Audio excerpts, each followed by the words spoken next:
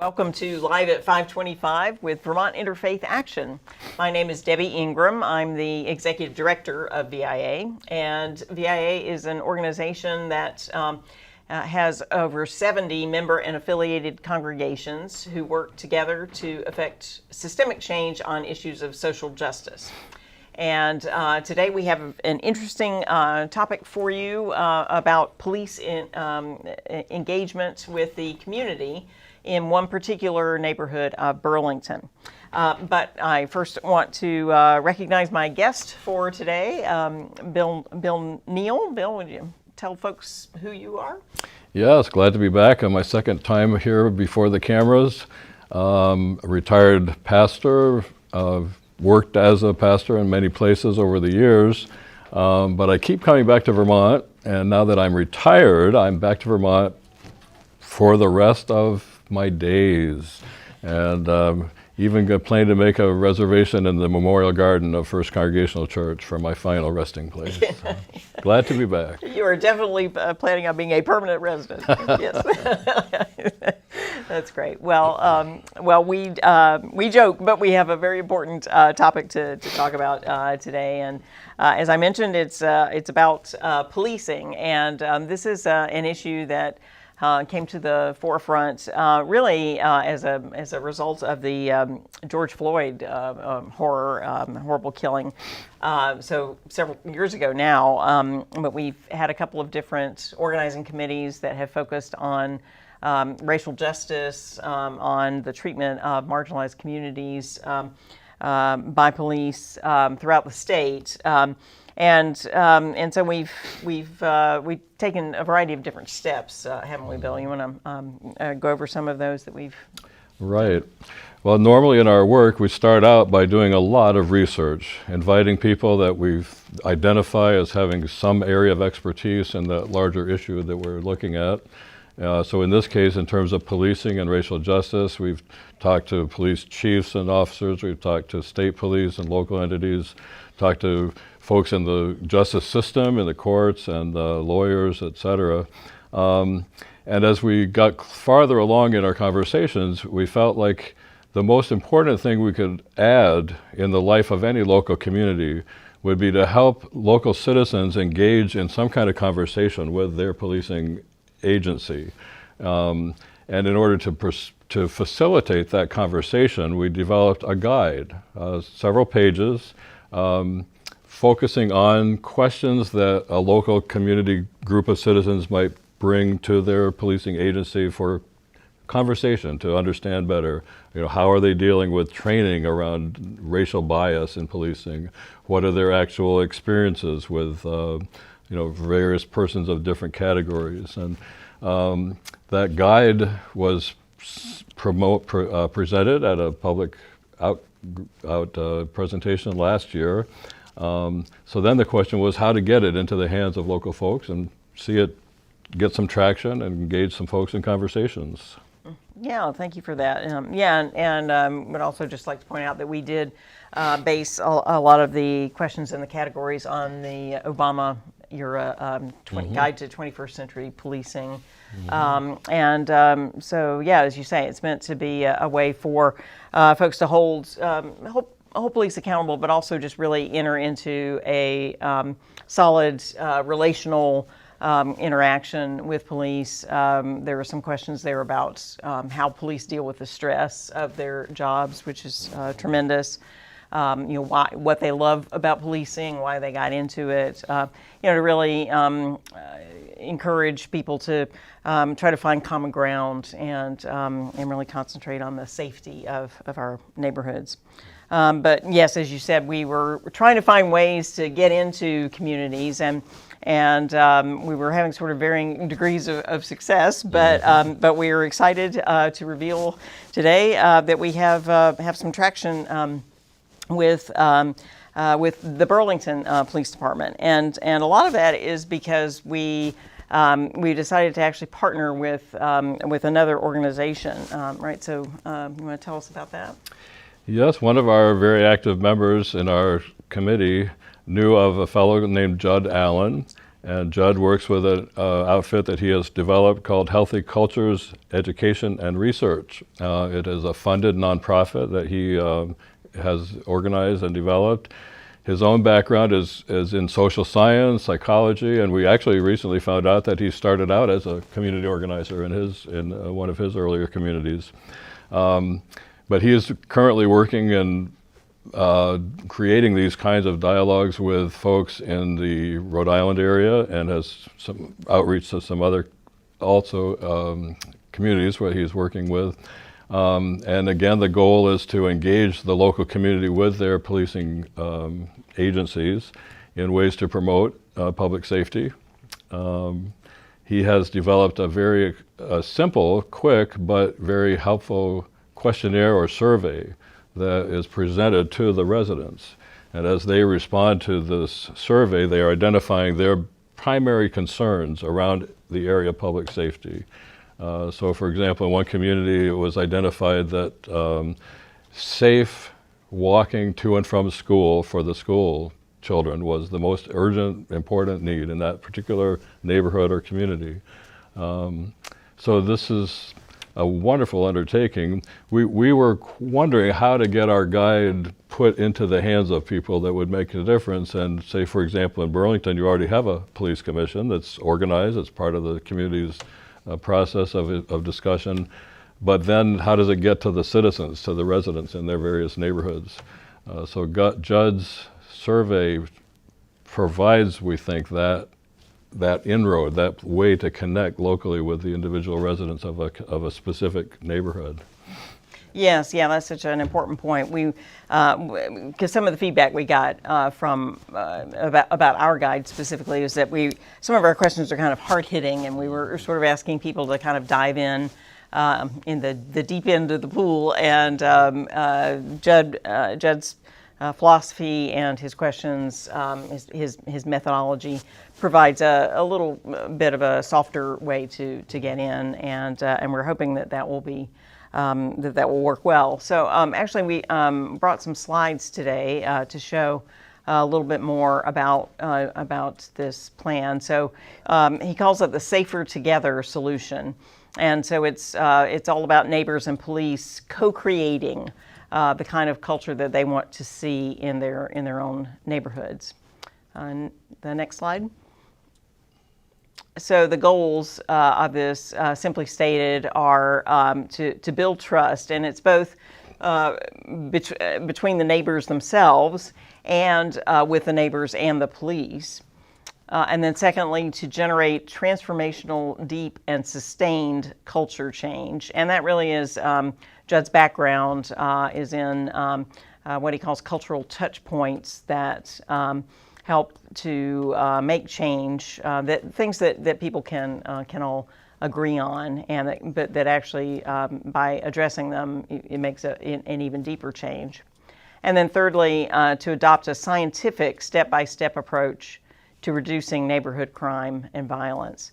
So, so thanks for those slides. So we'll be able, we hope to not only broach the subject with the survey, but then to go even deeper. And Judd has some training that he would like to do on the cultural touch points, and then we have training that we would like to do on community organizing techniques. And so I think that this could be, we're really hoping, we're excited, right? We're really hoping that this will be the kind of process that Burlington could really use, that could really benefit from long term.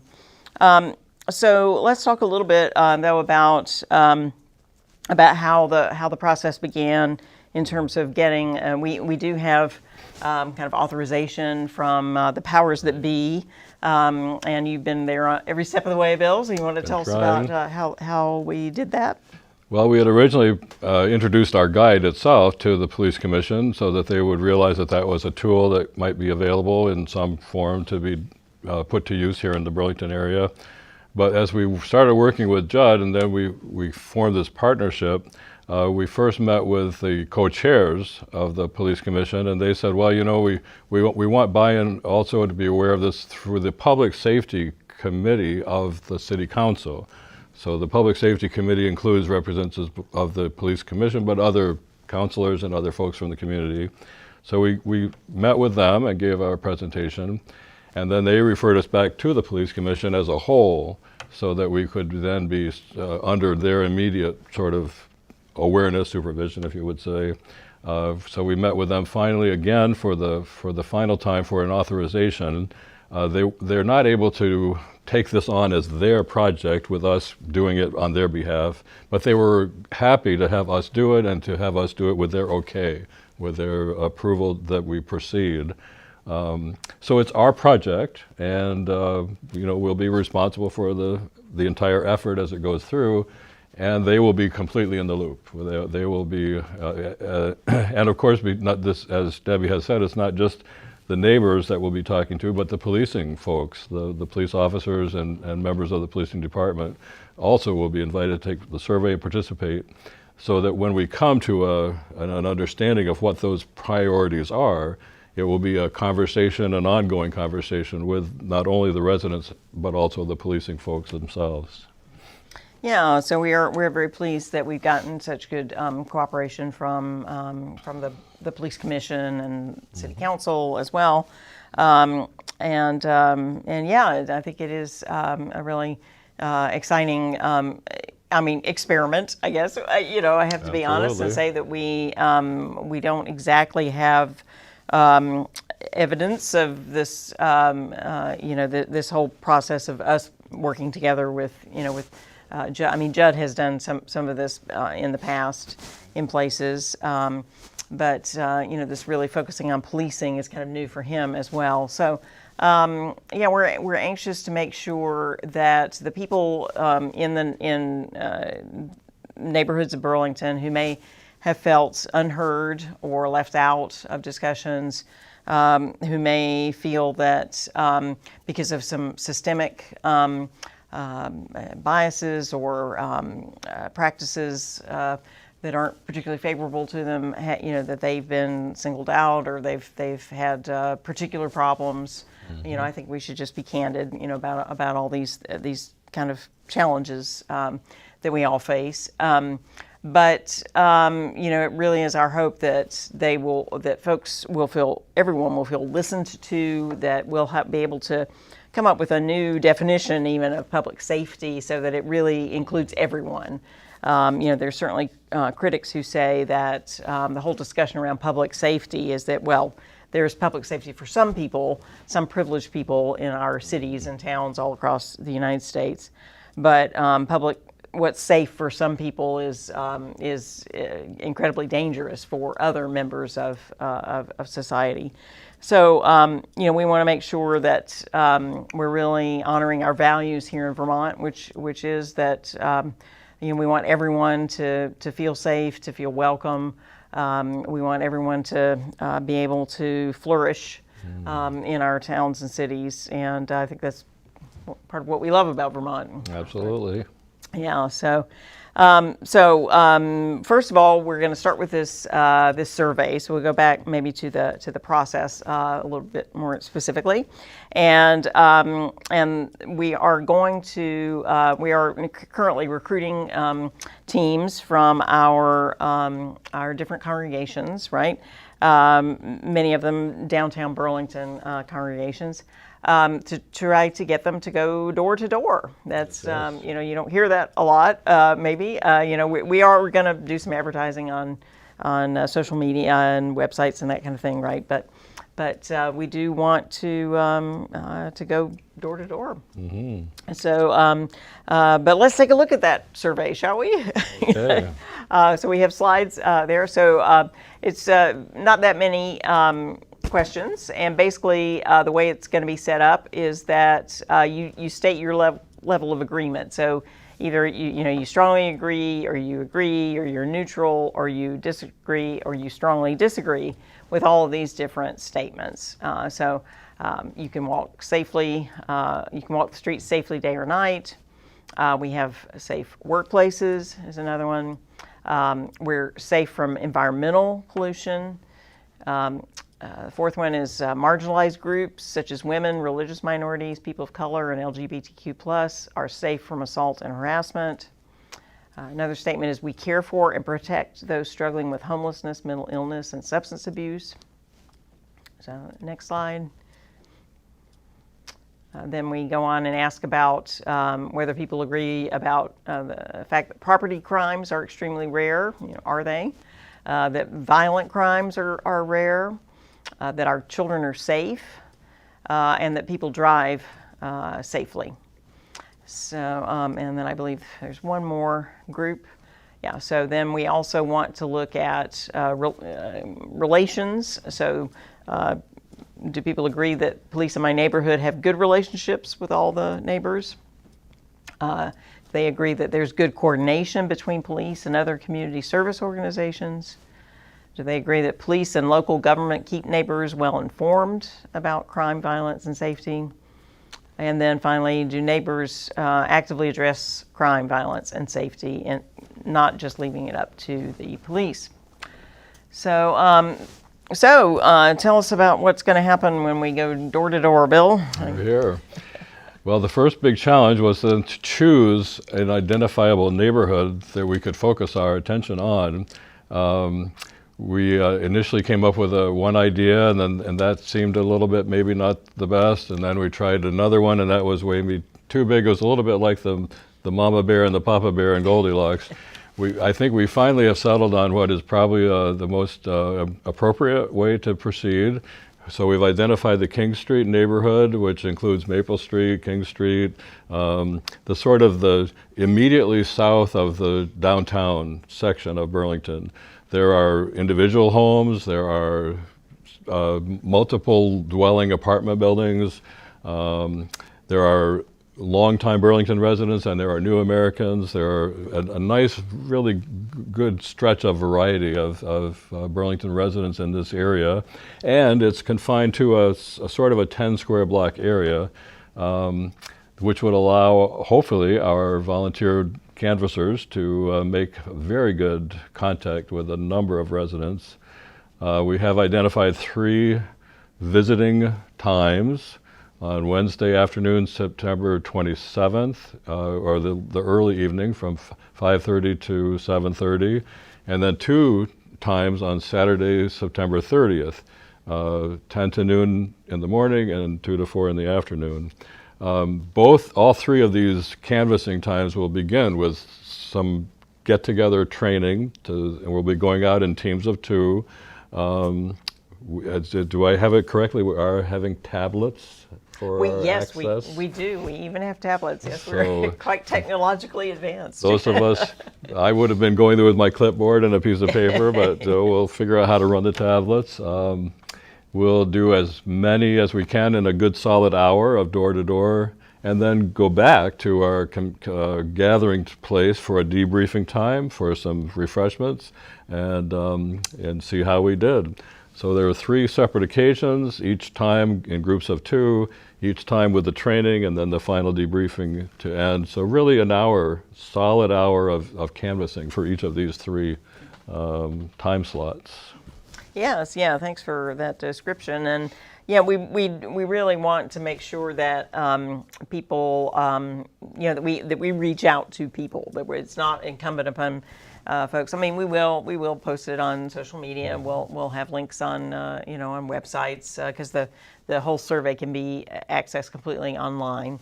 And I want to make sure everybody realizes it's totally confidential. In terms of your name will not be associated with your answers, and nobody will ever know how you've answered. And there are no right or wrong answers either, because it's all about your opinion and your own personal experiences around the questions that are being asked. But we do want to make sure that we're being very proactive in terms of trying to reach people, right, and not just do it in kind of a passive way where it's just like posted and it's up to you to figure it out. Right. Yeah. And then we're also hiring interpreters, right? So different languages. Folks who don't speak English as their first language. We're working on and we also wanted to not just like sort of translate the written survey and just say, well, here, we wanted to actually hire people that will be part of these canvassing teams who will be able to explain in somebody's native tongue in the same way that we explain to native English speakers, so that they can actually have a conversation about it and and fill out the survey together. So we're looking for folks who can interpret in Swahili and Nepalese, Burmese, Vietnamese, French, and Mai, Somalian. And we're thankful to Judd's Foundation for the grant that is providing the funding for these interpreters and for the refreshments and snacks, et cetera. This is we're actually spending some very well-intentioned dollars to help this happen, and nothing is being paid for by the city or by any other fundraising process. It's Judd's money. It's going to a good purpose. That's right. Yes. Yeah. Thanks for pointing that out. The Police Commission seemed particularly pleased about that. I'm sure nobody has to appropriate any money. I'm sure at every level of Burlington's, they're happy with that. That's right. Well, it shows the fact too that right, our Vermont Interfaith Action is a community-based group. We are community members who are engaging in this, right? I mean, but, you've already said, Bill, that you're a resident. You've come back here from living in other places, and this is where you call your home. But there are folks like me too, because I don't live directly in Burlington, but I consider Burlington to really be part of my community. I live out in Williston. But I come into Burlington to go to work, to have doctor's appointments, to see concerts and plays, to eat at restaurants, to visit with my friends, to go shopping. Sure. It's very much a central, a center of our social life in Vermont, and I think not just for people in Chittenden County, but all over the state, right? So we think of it as our community. One of our instructive wisdom pieces from our police chief was Burlington is really Vermont's downtown. and that includes in the policing department because the city has this police department, but when folks come from every which way, and that's true in Williston too, the drivers that go through Williston, et cetera. So I think all of Chittenden County is really realizes that the policing issues are much bigger than just the immediate residents of their local communities, which adds a whole other dimension to working together. Absolutely. Yes, and the survey too is a first step. We want to make sure that people understand that. I mean, that's our primary focus because it's coming up real soon that we're going to do this door-to-door canvassing. But then once we get the survey completed by hopefully a fairly large number of people in that neighborhood, we will tabulate the results, and we will get back to the people who filled out the survey, of course, but also other people in the neighborhood who weren't able to do that. And we're going to hold a community meeting first, right, to reveal the results. And from that, we're hoping that one major issue will surface as, this is obviously something that is a top concern. Mm-hmm. And as you already mentioned, the police are filling it out also. Mm-hmm. We've asked them to do that, and Chief Mured is cooperating with that. So that'll be that'll be very interesting mm-hmm. on it to pick an issue. Yeah. And then what's going to happen after that? Well, those that are interested and available will then form a task force designed to address that very specific hands-on issue that has emerged from the community itself. And that task force will meet, will look at resources, look at possible answers, solutions, fixes, and using Judd's touch points of working for deep level cultural change. We'll see how we can make the changes that would enhance that issue to provide greater public safety on that specific concern.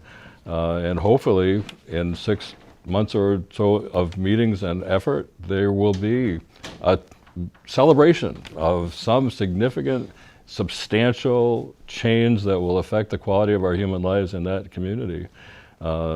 Yeah, to be quite honest, I say this as a longtime pastor, but it did bring tears to my eyes when I thought of this vision that we could actually address an issue, make a change that would change people's lives for the better.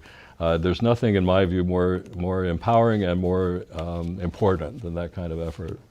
Yes, yeah, thank you. I know exactly what you mean. The idea that because as people of faith, we do hope to bring healing and reconciliation.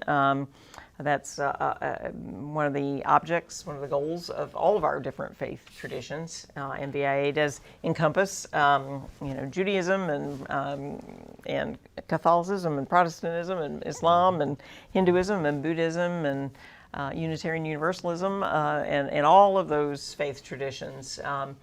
Emphasize bringing people together and respecting the dignity of all people and trying to help resolve conflict and bring reconciliation to communities. So it's really, and that's what we do strive to do in VIA all the time, but this really has been kind of more obvious how, if it all comes together and if it all works well, how wonderful it could be if it actually comes to fruition. Yeah. And then this becomes, we hope, a repeatable process. That having done it with some level of success and accomplishment in the King Street neighborhood area, then perhaps a year from now or less, we would be looking at another set of streets and neighborhoods and in order to start all over again and see what that neighborhood is looking at as their issues and concerns.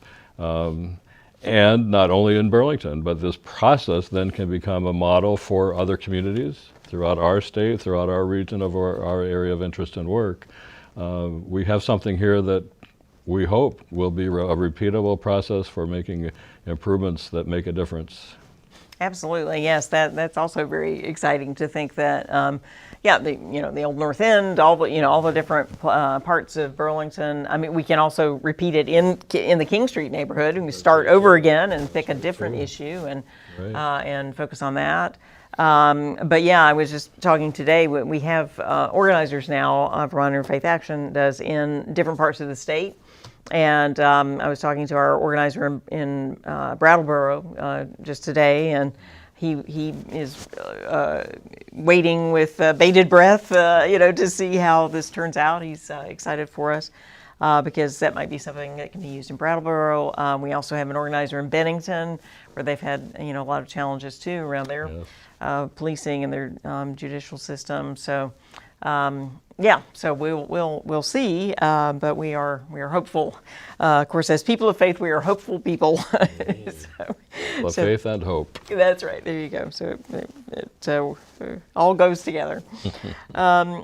Great. Well, So I think that maybe we just kind of close out our time here by saying, how much we appreciate the Police Commission and all the work that they've been trying to do. We've been following their work, and this whole idea about community oversight, community engagement. I think it's really the key to having police departments that work well for everybody, and we appreciate that our Burlington Police Commission has reached out and has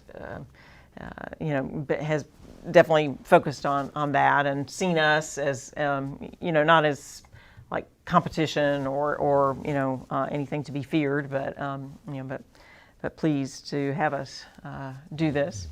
We hope it will be a win-win for the neighborhood and the policing folks as well. Yes, yeah, absolutely. And we do want to hear from the police themselves too. That's also really something that we want to stress. That we, as you said, earlier, we interviewed so many different police chiefs as we were preparing this, and heard a lot about analysis of data. Nowadays that happens more and more. We hear about them being much more focused on scientific methods of really verifying how people are treated by things that can be tracked, but then also having that sense of qualitative analysis of what people's experiences are. So we're looking forward to bringing all that together as well.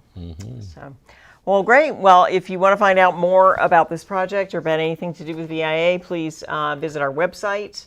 And if you live in that area, in the King Street neighborhood, please come answer your door when we come knocking, and stay tuned to hear the results of the survey and then the next steps.